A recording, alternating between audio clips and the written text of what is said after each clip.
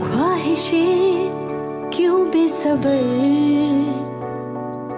जागती क्यों रात भर खुशियाँ लौकर मैं कैद क्यों मुस्कान का फेस सैड क्यों गहनों की दमक से रोशन कर चढ़ अरमानों की सीढ़ी चढ़ अरमानों की सीढ़ी सोने की चमक से पूरी कर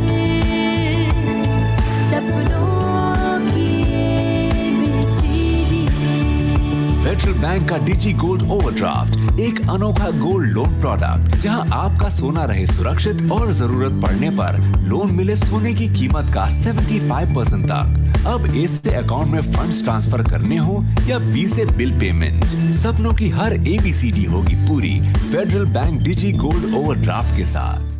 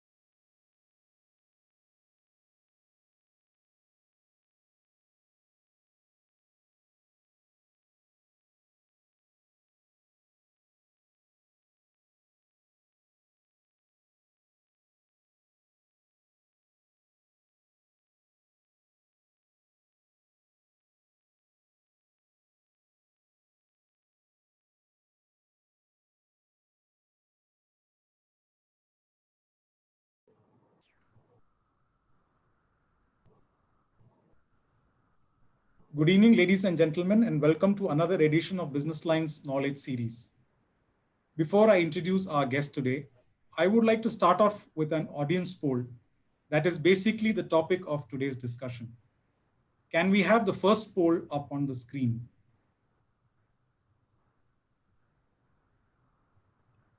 You will see the poll popping up on your screen right now, and the question we are asking is this: do you think regulations have kept pace with developments in the digital ecosystem? This is an important question because we are seeing the proliferation of digital all around us. It has become all pervasive, whether it is for e-commerce or watching favorite shows on OTT platforms. Farmers are also using digital platforms to know mandi prices for their produce. The ongoing lockdown has only hastened the process of digital adoption across different areas like education, healthcare, financial payments. While this brings new opportunities and creates a platform for innovation and collaboration, there are some serious questions on how this space is regulated. Are regulations an enabling factor, or are they blocking entrepreneurship and innovation? Are regulations being influenced by myopic advocacy peddled by some big corporates? Do we have enough safeguards in place to ensure consumers have data protection and privacy in this new digital world? Let us see what you are telling us. Can we have the results of the poll up on the screen?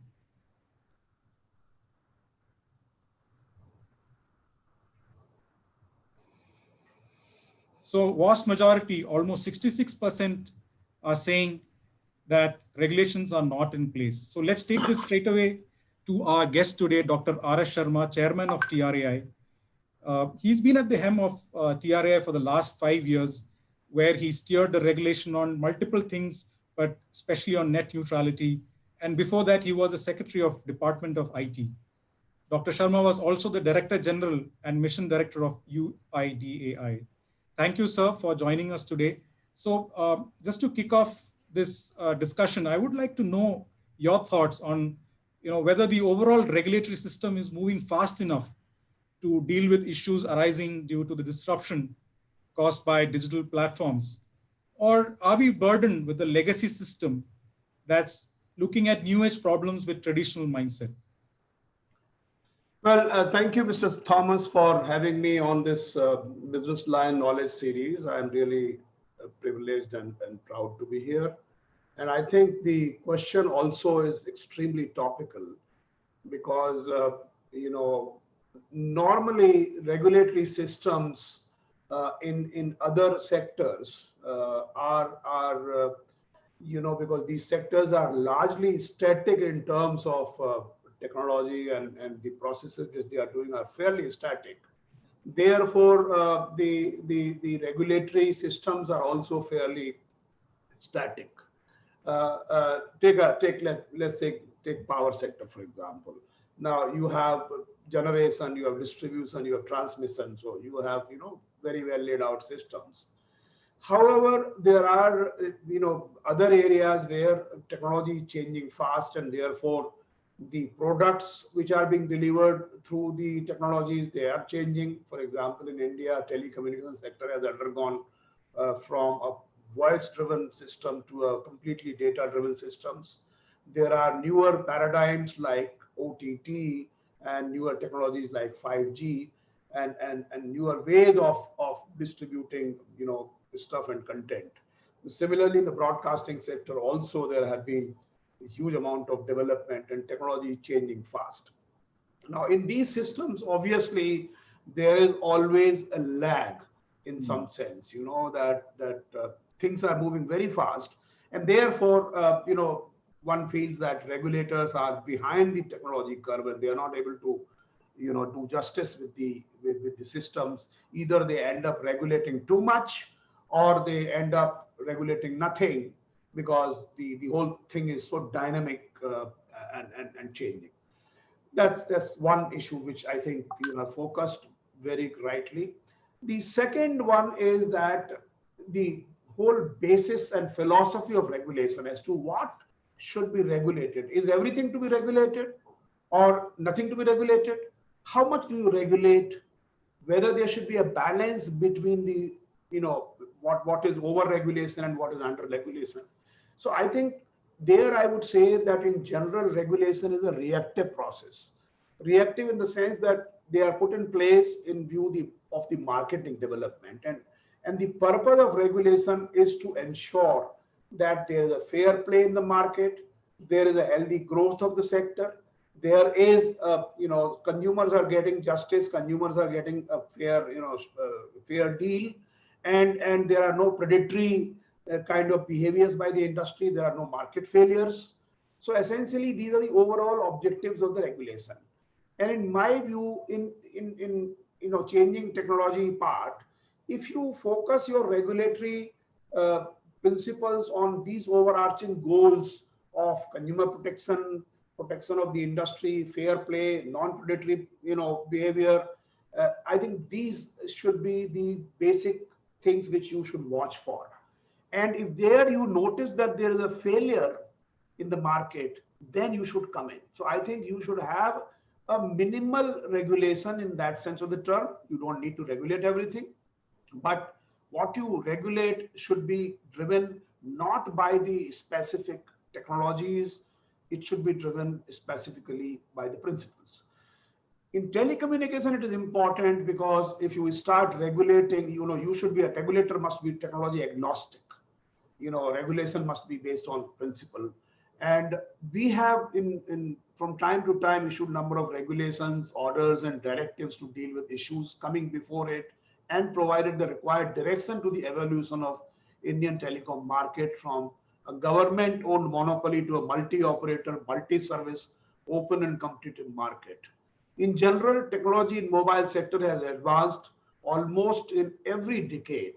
But in recent past, due to advancement, number of technologies has evolved, which are supplementing the telecom sector and giving space for innovation in all other sectors.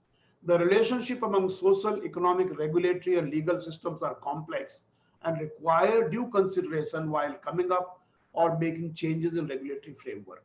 Therefore, regulators always try to play balancing role to protect the interest of citizens and nation as a whole, and also to give due consideration that innovations are not hampered due to over-regulation. So sometimes it may be that technology has outpaced regulation, but regulators always keep a watch on the advancement of technology and take appropriate action when the situation warrants so that innovations are not inhibited. Please understand, the regulators are not really to stifle the sector. Regulators are really there to ensure that there is a healthy growth and innovation is actually allowed to flourish. Right, right. Yeah. So thanks for that broad overview of how you look at regulation. But sir, if you look at the regulation in the telecom sector over the last 20 years, there are many examples of poor policy making, and some of them, dare I say, even big blunders, and some due to lack of a vision by whoever was in charge at that time. Yes, the industry also has to take the blame for poor advocacy and decision making, but all of that is in the past, and it is behind us. So in the current context of, as you mentioned, of fast-paced innovation and technology advancements, what are some of the biggest challenges being faced by the regulator in dealing with issues arising out of this digital revolution? Now, you see, as I started by saying that this ICT or information and communication technology sector is an extremely fast-moving sector, and these times require nimble regulatory responses, but not necessarily waiting for the perfect regulatory framework in place. At the same time, all technologies cannot be regulated through a legacy framework. Therefore, in order to get best benefit out of technology, a balance is required between innovations and regulations. Same applies to digital revolution.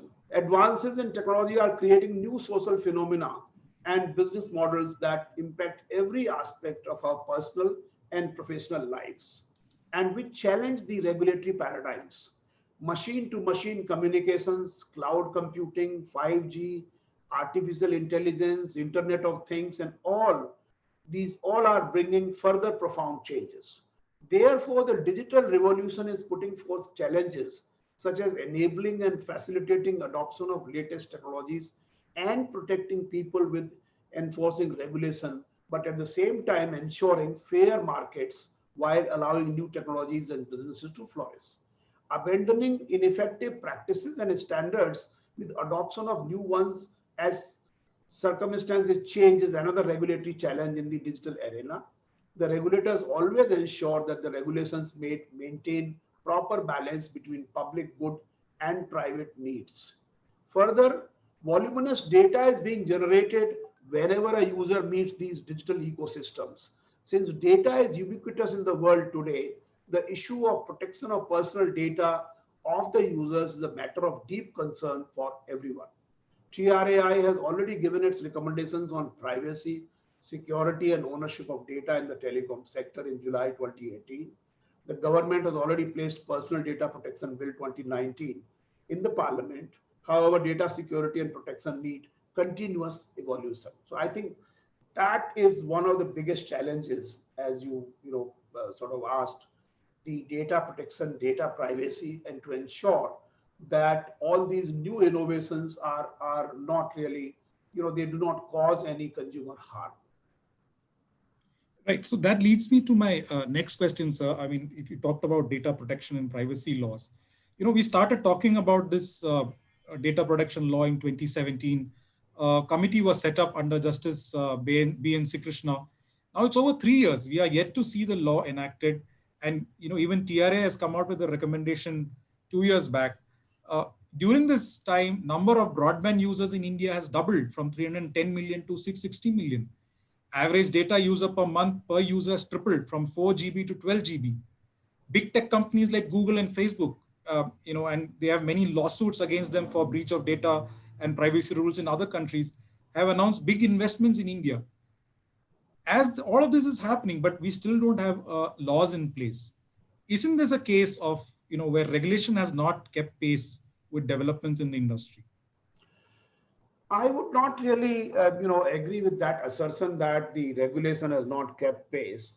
What is happening, while there may not be the law in place, but various systems, I would venture to say, have been quite conscious of the data security and data privacy in the digital world. For example, I must, explain my kind of project which we did, Aadhaar, by the UIDAI, and I was lucky enough to be the CEO of that project since Right. its beginning for about 4 years. Now, we put in place some basic principles, and these basic principles were, I'll enumerate some of them. For Right. example, minimal data collection. Don't collect data which is not required for the purpose for which you are building a system. So minimal data collection. Then we had something called privacy by design, which means that you must take consent of the person whom you are kind of from whom you are collecting the data as to the purpose of the data. So second principle is purpose limitation, which you must limit the purpose of the data. Then you must give notice to the person. So for example, if you do an Aadhaar authentication today, you immediately get an SMS on your phone that you have done an authentication. So you are given notice. So these are some of the, and of course there are many other principles which is keep all the information always protected in terms of its cryptographically done, so that it is encrypted at all times. The anonymization, we had these numbers which did not disclose anything. So Mhm. there are certain principles which have to be put into the design of the project, and that is why, if you remember, the Aadhaar, which was challenged on the basis of the privacy, came out with flying colors, where Right. the highest court of the land declared that it did not violate the privacy, while highest court also declared that privacy is a fundamental right. So essentially, I would say yes, we need to have a larger data protection and privacy law in place, but at the same time, concerned domains have always been, sort of trying to ensure the broader aspects of data protection and privacy, which may not be strictly according to the, sort of, because there is no law in place. So you can't say whether they are violating any law or not. But at the same time, there are some basic principles in place. For example, Aadhaar Act itself now gives the broad principles of privacy as to how they will protect the privacy. So that's happening. I hope the law before the parliament also will come into place, will also become a law very soon. Right. So the issue with not having a law is also the issue of lack of trust. And here I want to sort of roll out a second poll. Can we have the second poll, please? And the question we are asking viewers is this: do you trust the various digital service providers and the government with handling data? We don't know as of today who is collecting our data and what is it being used for. We have experienced so many breaches of data in the recent past. For example, we have the Facebook Cambridge Analytica incident, and then the WhatsApp also disclosed their data breach. And it's only when these breaches are really reported we get to know that how consumer data can actually be misused. Top 9 to 10 corporations of the world today have tremendous influence because of the amount of data they possess. Therefore, how the data is being used in a way that people sharing their data feel safe is of great importance. There is also the issue of how governments are using consumer data. Government has this responsibility towards national security, which becomes sort of a brahmastra when it comes to accessing data. So how do you balance the necessary right of the government uh, on national security with the right of the people who may be subject to snooping, for example? Bigger question is, how do you enforce it? when government is both a player and a regulator. The underlying theme of all this, whether it is a private data breach or the government, is lack of trust. Let's see what the audience feels, and can we have the results now on the screen, please? So 82%, say that they don't trust. There is no trust. So my question to you, Dr. Sharma, is in two parts. How can regulatory interventions be made to build this public trust? And should private players take more responsibility in building this trust, maybe through adopting certain ethical standards and frameworks? No, you see, as I said in the beginning, rather in response to the last question of yours, that currently India does not have comprehensive and dedicated data protection legislation. Now, however, there are provisions in the Information Technology Act 2000 and the Information Technology Rules 2011, wherein it deals with the protection of personal information and sensitive personal data and information. Right. The bill, as I said, is in the parliament. Now, regulation is a public intervention in otherwise private transactions in free markets. It should be transparent enough that people can look forward to as a guiding principle. Public interest is the center of regulatory objective, and privacy is everyone's right.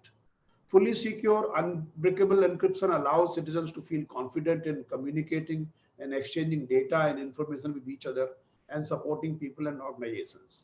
Worldwide, increase consumers' willingness to conduct more online activities, such as marketing payments, exchanging health records and their doctors, etc., and enable whistleblowers to expose serious wrongdoing. Now, the question is, A, there is no law. Does it mean if there is no law, then does it mean that people will be able to do whatever they want to do with their data? That's not correct. One is, for example, you have Aadhaar Act, which itself prescribes the data protection and privacy norms for that system. Similarly, the other domains, they do have information about the people. And I think there also the government, for example, if government is providing social services or service delivery to people like food, subsidized food, obviously government has a right to ensure that it is delivering food to the right person. So obviously it has to have the data of the beneficiary. So that, people should collect the data which they require to perform their functions. I agree with you that private entrepreneurs, private enterprises today are collecting much more data than what they require for their functions. I've always said, for example, there is an application which is actually a torch application. What is a torch application? In your mobile, if your mobile phone starts working like a torch, then so there's a software which enables that to happen. And that application, when you try to install that application on your device, that application is asking for your contact address. Right. Access to your contacts. Yes. Now, that is absolutely unnecessary. So I think we need to have provisions of law in place where entities should not be allowed to collect more data than what they require to perform the basic functions which their applications provide. That's some basic principle which actually again is a question of data minimization. You must begin with a null set, and then you must start building as to what is required. For example, identity related data, for example, other background related data, etc. So I think certainly I join the audience join your audience in actually agreeing with the fact that private entities today are collecting more data in general than what is required for them to kind of conduct their functions. Also, let me say that we as individuals and customers are also responsible to some extent. We put all kinds of data on the Facebook, for example, voluntarily, right? Private data, whatever data, I had a party with my friends last night, and I put that photograph on the, everywhere. In fact, there was a joke saying that if there is a fire in the building, get out of the building before you update your status on the Facebook. So we are so conscious of that fact. We are disseminating our own data. So that's something which is there, but I think there also the entities must have the responsibility to ensure, to guard the people's data. I mean, you have the Cambridge Analytica, issues and other kinds of issues. That again is a very serious question, and I think the law will probably take care of all these things. But besides the law, if that breaches or other kinds of things can come within the definition of the existing breach of laws, then I think they should certainly be taken to task, because I think nobody has the right to misuse the people's data. I have a strong belief in that. As far as government is concerned, I think there are systems which look into providing the facilities or this thing. Their government has a right to know the individual's identity, and the other system like Aadhaar, which is this I think should has its own data protection, the law through an Aadhaar Act. Right. I think you've touched important points there, sir.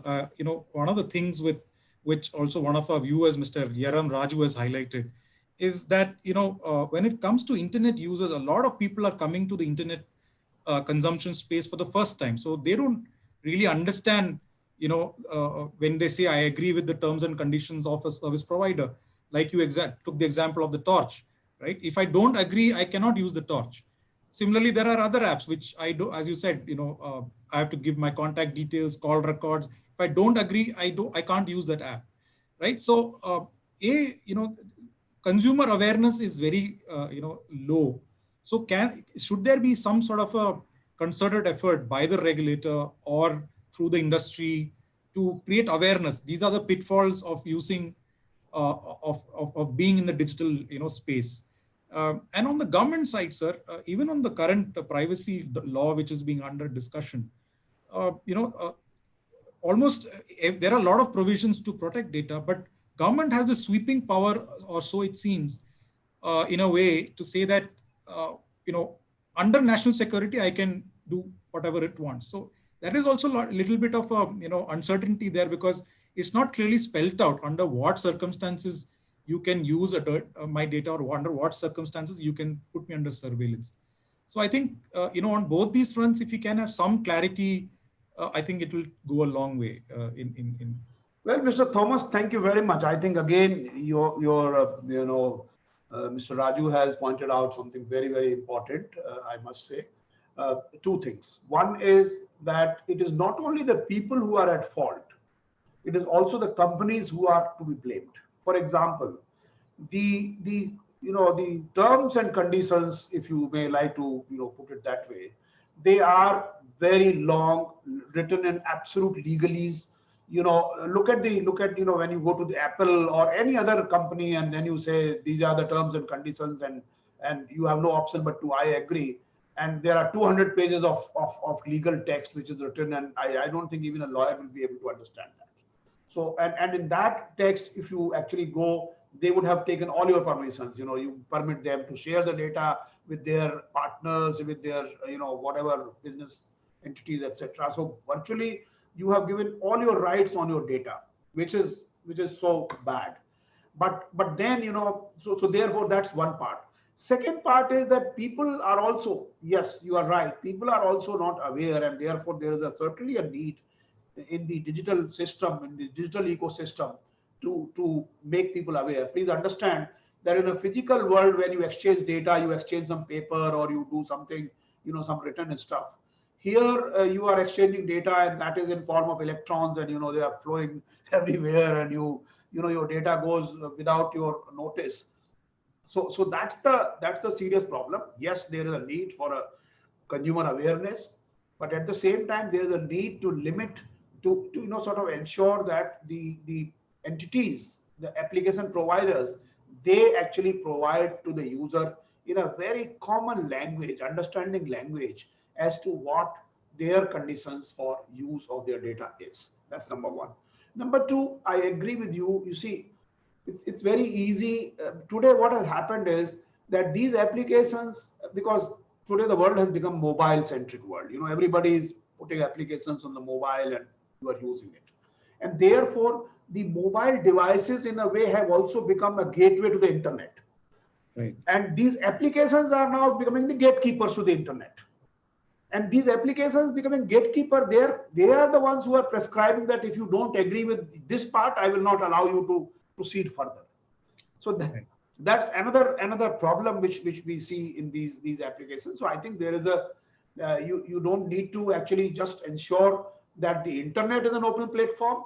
You also have to ensure that the pipelines leading to the internet, the devices, operating system, and the applications, they also follow certain rules, and they also do not have these kinds of very opaque policies relating to data usage and relating to access to their applications. Right. So the other critical part of the whole piece is obviously the infrastructure bit of it. And India now has about over 600 million broadband users. The task clearly is to take the internet access to 1 billion users. But there are multiple challenges here. You've also spoken about the need to invest into creating infrastructure. But we've had so much of value destruction in the past 4 to 5 years with 8 to 9 mobile operators having to shut shop. And the remaining ones, other than Jio, are essentially struggling to survive. BSNL is barely being allowed to work. Vodafone Idea and Airtel have reported huge losses and have huge debts to pay off. So on one hand, there is a need for more investments.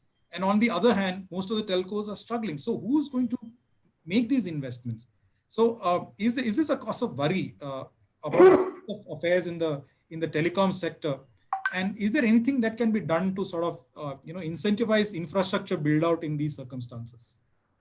Again, this is an extremely important question. First of all, let me say that it is not regulators' job to essentially look at company X or company Y or company Z. Regulators' job is to ensure that there are no market failures, there are growth opportunities in the sector, and there is a fair play happening in the sector. So that's part one.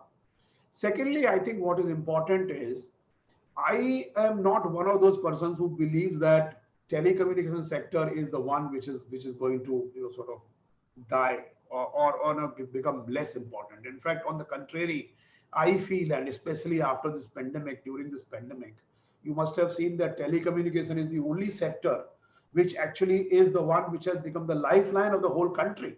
Imagine we could not have survived even a week's lockdown had it been 20 years back. We are surviving mentally, psychologically, otherwise service-wise only because we are able to communicate with our loved ones, we are able to get digital services, and we are able to sort of work in this environment, work from home, study from home, and doing many things. So I think what is happening is telecommunication infrastructure is becoming more and more critical and central to the development of all other sectors. And newer breeds of technologies like 5G, etc., they are also bringing about substantial change in how we work, how we interact, and how automation can take place in the industries and other kinds of things. So therefore, telecommunication as a sector has an extremely bright future. It is also going to become central, and it is not any more a vertical. It is going to become a platform which is going to become extremely important for all other sectors. Having said that, you are right that we need investments. This will not happen. For example, India is pretty weak in terms of a fixed infrastructure. Today, world actually consumes 46% of data through the fixed infrastructure, fixed lines. India consumes merely 7%. 93% of our data comes from the wireless. So essentially, we are a wireless nation. Now, we can't actually progress if we remain that way. We need to have fixed line broadband. We need to have fixed line infrastructure. Whether you convert the existing cable TV network into broadband delivery lines, or you create new fiberization of the entire country, I think we need to make investments. We need to create a robust, reliable, ubiquitous internet connectivity in this country. Only then we can progress, and only then we can become the 5 trillion economy, as the Honorable Prime Minister has said. We shall, but at the same time, we need to make investments. Now, the question is, how do you ensure that? So one of the ways in which this can happen is essentially, let's understand that the current model of telecommunication service delivery has been a vertically integrated model.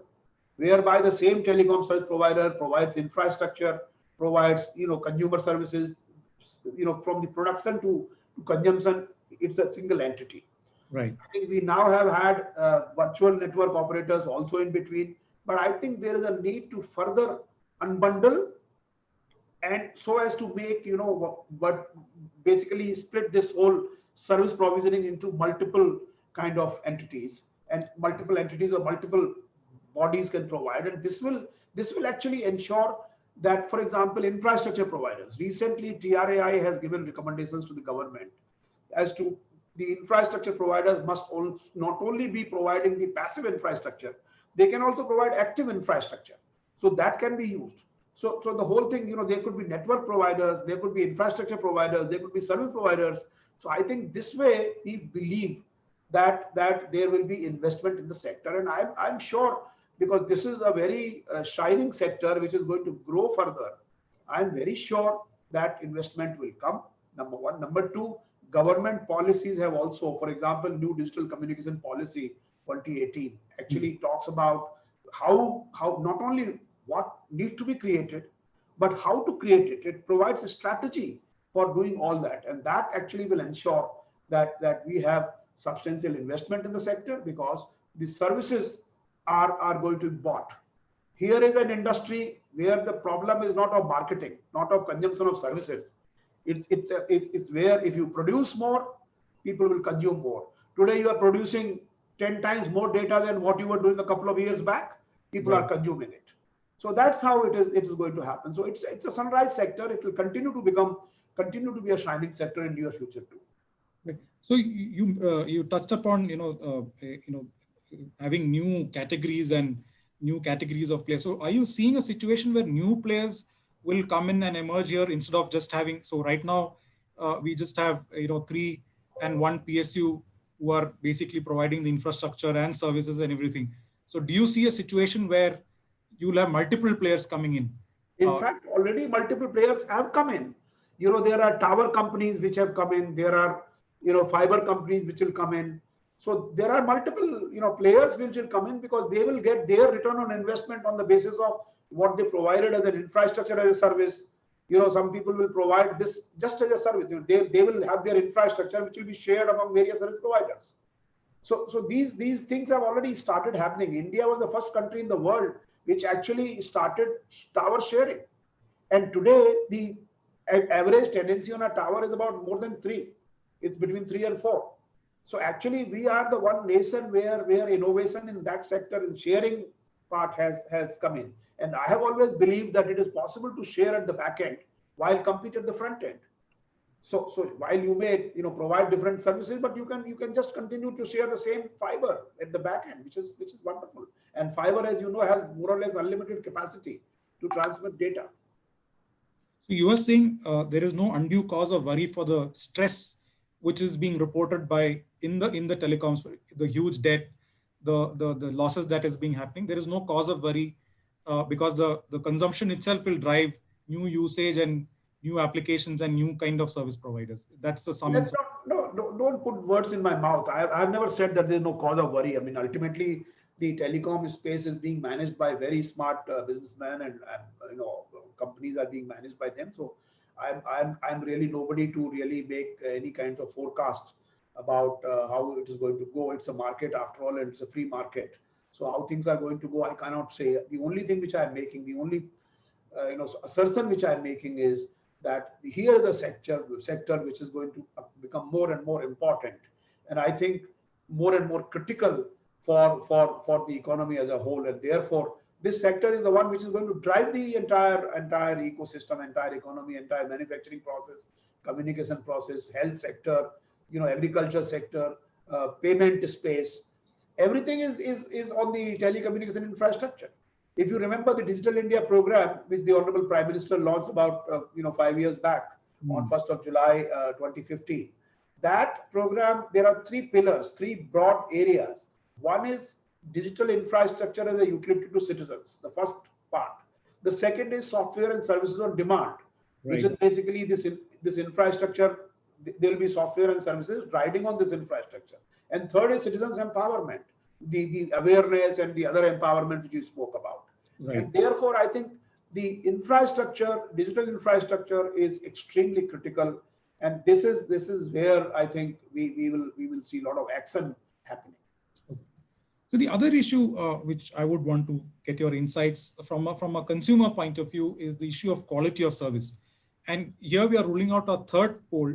And the question we are asking is this: are you happy with the quality of service being offered by a telecom operator? Can you please roll out? Yeah. So services continue to be patchy. You know, data networks are improving, but it depends on where you are actually located. If you're in urban centers, you get good networks. You move to the hinterlands or semi-urban, it gets a little bit of an issue there. Minimum broadband speed is still at 512 kbps, when actually 4G networks can easily offer much higher speeds. I know TRA had recommended that minimum speed should be brought up to 2 Mbps, but you know we are yet to see it happen. According to ITU, regulatory goal of telecom service must be to ensure delivery of acceptance of service, and the consumers are aware of the different offers and schemes that are available in the market, and they're educated about it. So all the telecom companies, on the other hand, say they are meeting QoS norms. So can we just have the results of the third poll on the screen right now?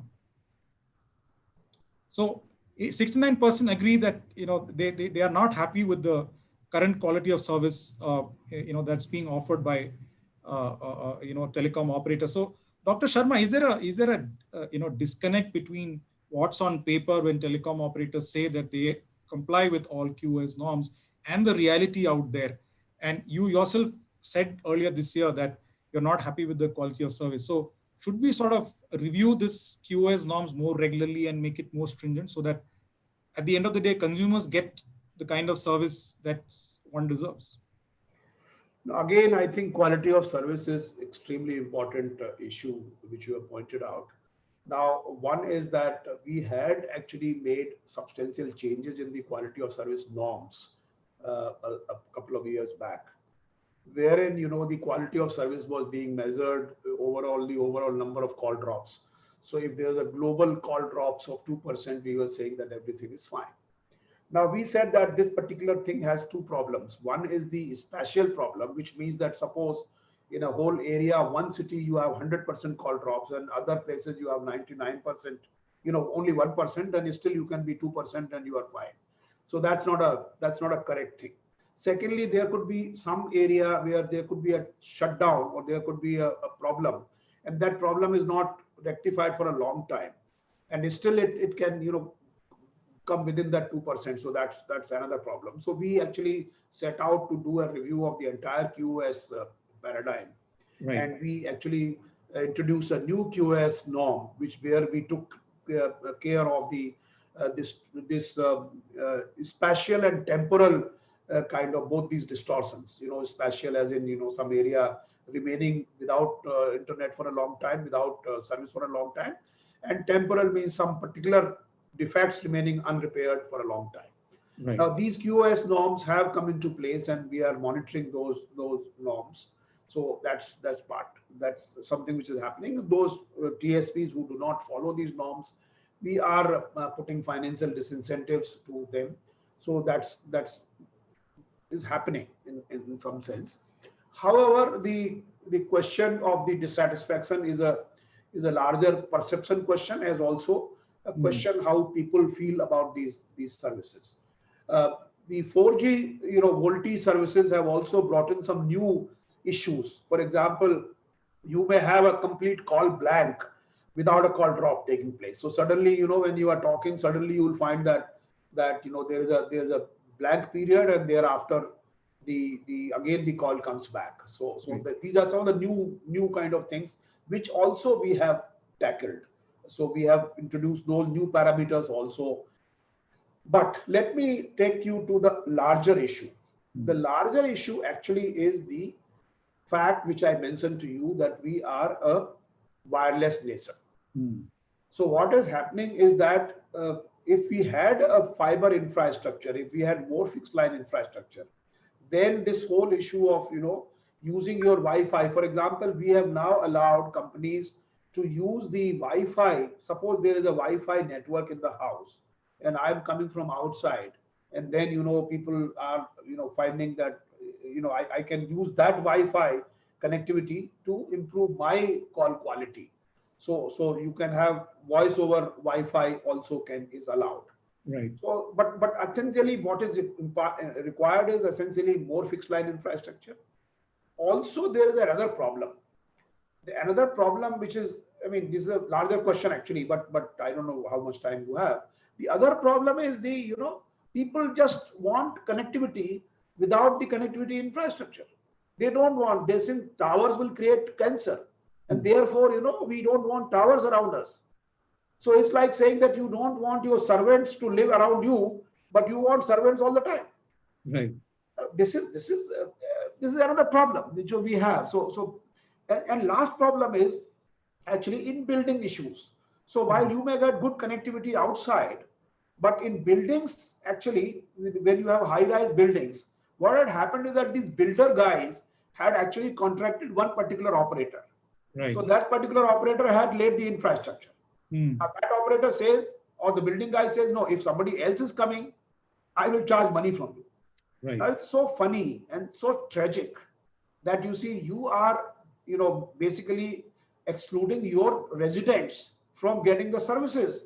So for example, if Jio has laid the fiber in my building, my society, and I am staying in a multi-storied building, I can't get Airtel connection because Right. Airtel is not allowed to have the infrastructure in my building. Now, and the top of it, the RWA or the societies are charging money. So it's so shocking. Do you charge money for getting a telephone, a television connection to your this thing? Do you charge money for getting a water supply in your building? Do you charge money for getting electricity in your building? Now, don't you think that connectivity is as important as the electricity or water supply today? Right.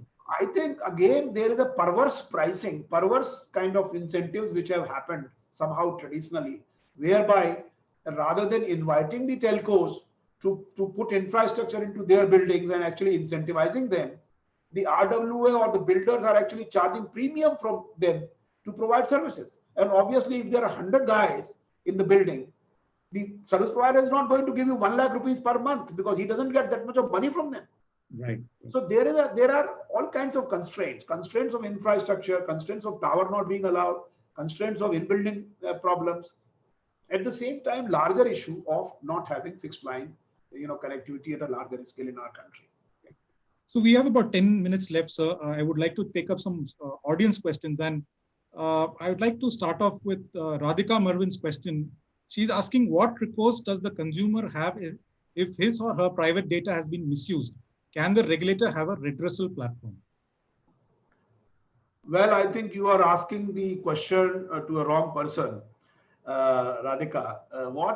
Actually, as far as the telecommunication part is concerned, yes, TRAI is in charge, and we already have in the licensing conditions, very strict licensing conditions, which says that the telecom service providers shall not be able to do X, Y, Z with the data. So that part is safe.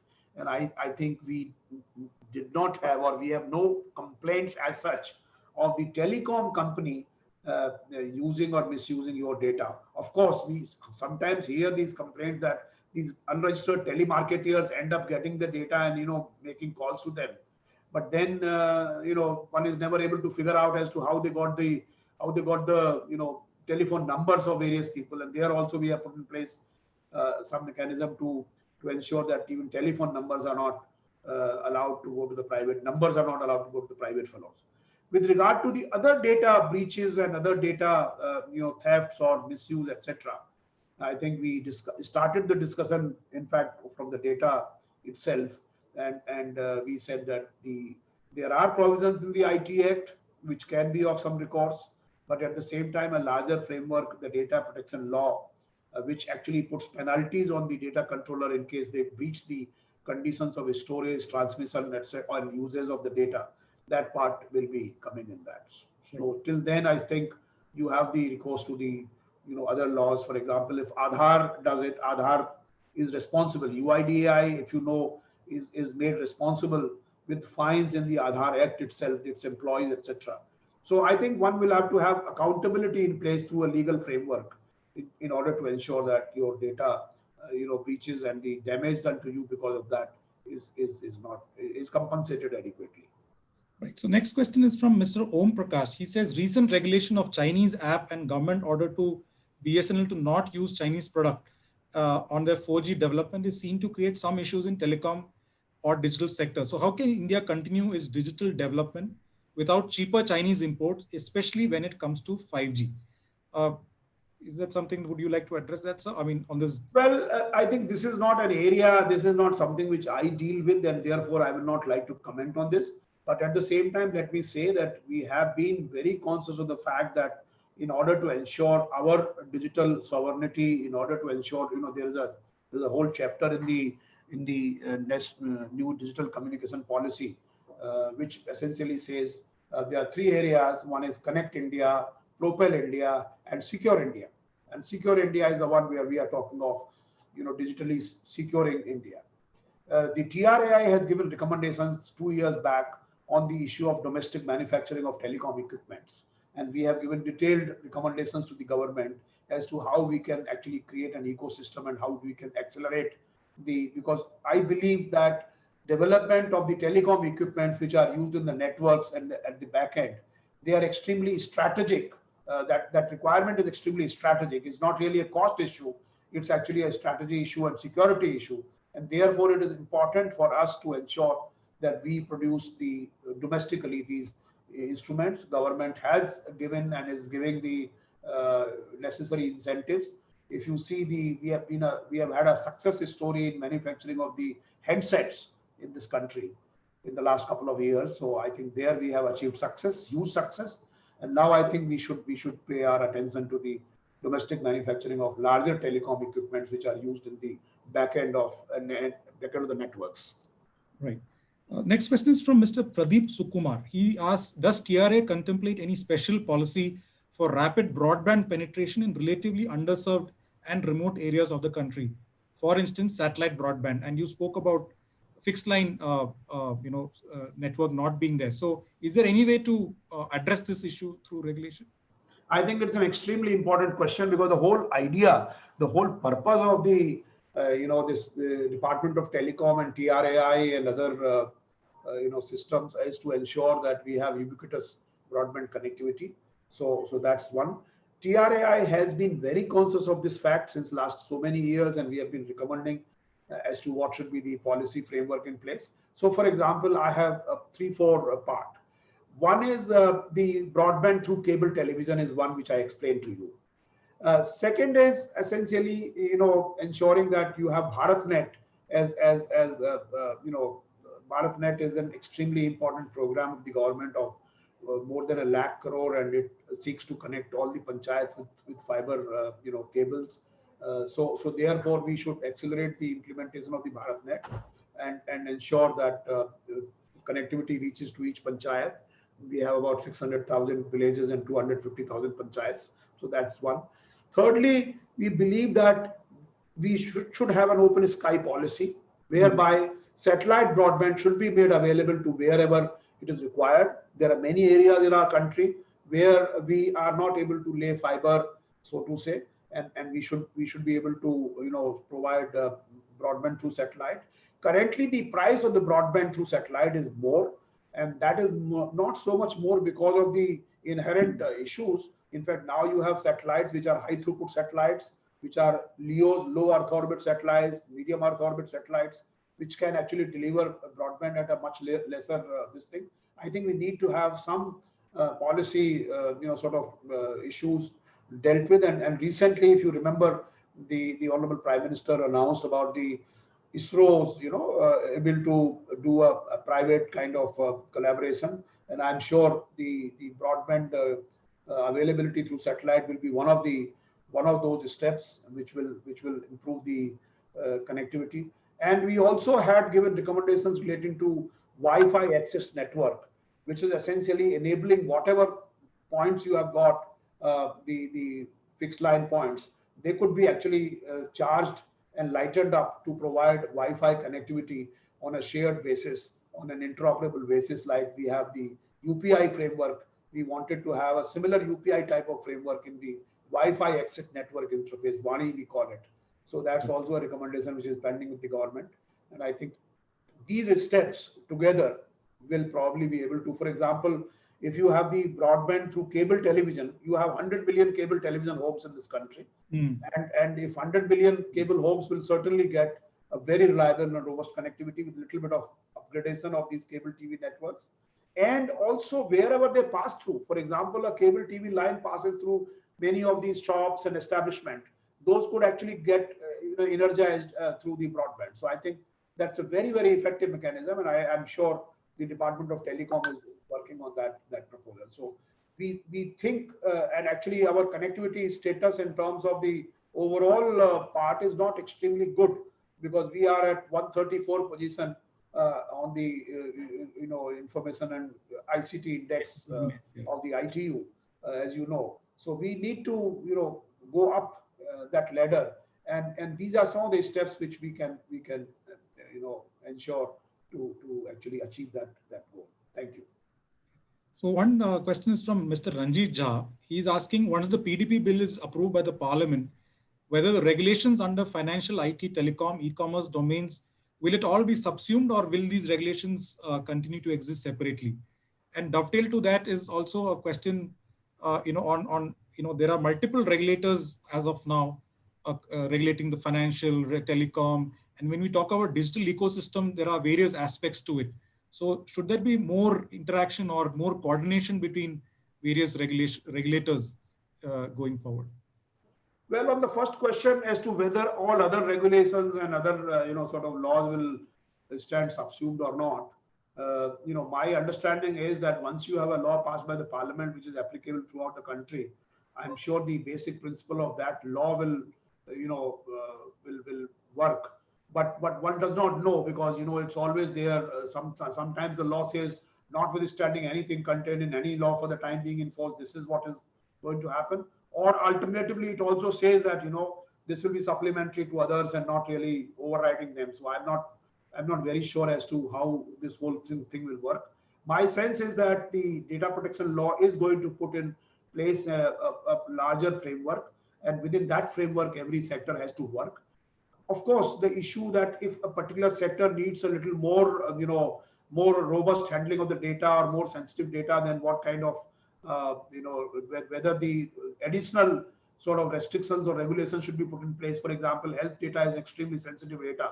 But that again is a question which I'm not able to answer at this point. My sense is that the data protection law itself actually categorizes the type of data, personal sensitive data, extremely personal sensitive data, and stuff like that. So I think that should work. And secondly, I agree that there has to be obviously a more harmonious kind of interpretation of the various regulations, and various regulators in this space have to work harmoniously. There is no gainsaying that fact. Right. So one final question, and I think this is oft repeated. I think three people have asked this question, Vinay Kamath and Radhika again, about this market dynamics. Telecom is moving towards oligopolistic or duopoly kind of a situation where few players. I think you partially answered this question, but I think the concern is, won't consumers be shortchanged even more in the future if that's the way we are heading towards? I mean, the only thing which I can assure you is that the TRAI is there, and you must have seen in the last, many years, TRAI has been focused on the consumer protection, and we will certainly ensure that consumers are not shortchanged. With regard to the number of players, I mean, there are views and views. Some views say that 10 players are good. Some views say that 4 players is a good market. So, and worldwide, if you see, there are virtually 3+1 player, 1 in the government sector and 3 private players. That's the way it is operating. But I'm not the one who is going to pronounce a judgment on that issue, nor I am qualified to do that. But I think we can be rest assured that the regulator will come in as and when it sees that there is a consumer exploitation. All right, that's all we have time for today, and this is an area which will continue to evolve, and of course we will keep a close watch on how regulation in this space pans out. Hope we learn from the past and do better when it comes to forward-looking regulations. I want to thank you, Dr. Sharma, for sharing your thoughts and being with us and discussing this critical issue. And thanks to all of you for joining us and participating in this webinar. Thanks also to our partner, Federal Bank. Business Line will be back next week, same time, with the next edition of the Knowledge Series, where we will be talking about vocal for local and how India can become a manufacturing hub. We will have Mr. Amitabh Kant, who's the CEO of Niti Aayog, in conversation with our editor, Mr. Raghavan Srinivasan. So do join us then. Bye. Well, thank you very much, Mr. Thomas, for having me on your Business Line Knowledge Series. Thank you. Thank you, sir. Thank you.